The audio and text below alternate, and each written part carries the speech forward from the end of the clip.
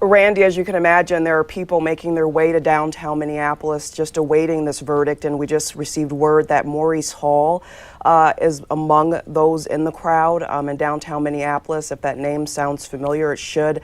His name was brought up often, many times throughout this trial. The defense really wanted to hear from him, but at one point we eventually did hear from Maurice Hall. The jury did not. He told the judge that he would not testify for fear of incriminating himself. If you recall, Maurice Hall was a friend of George Floyd's. He was one of two passengers inside George Floyd's vehicle there at the intersection of 38th and Chicago in South Minneapolis. Moments before George Floyd died, he was with Maurice Hall.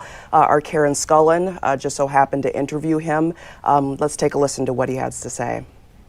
My thoughts are, whatever the verdict may be, that I'm trying to promote peace and not have businesses or anyone else suffer from violence and tearing down the world or the cities. I know Big Floyd personally on the first hand, and he wouldn't approve of that destruction like that.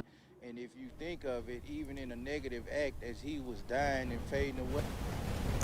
And again, that was Maurice Hall, a friend of George Floyd's. He was actually there in the moments that when George Floyd died. But Maurice Hall essentially telling people to, if you're going to protest, keep it peaceful. Like him, everyone's awaiting the outcome of this verdict. And from the sounds of it, is from what we could see, more and more people are making their way to downtown Minneapolis, just waiting to hear how all of this is going to turn out. Kelsey, Amy. All right.